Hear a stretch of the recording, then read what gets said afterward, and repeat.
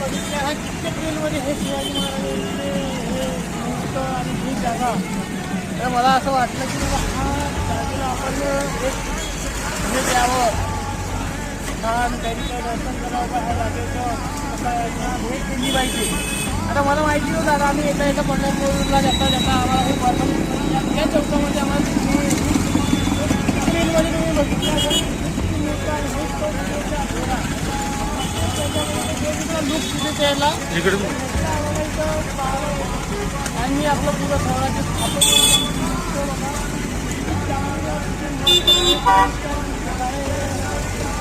सौभाग्य ते आम्ही भेट दिली आणि आम्हाला एकदम आठवण होतं की त्याच्यात आम्ही आम्हाला असं नाही माहीत होतं हे जागा हे पार्वतीमध्ये आहे.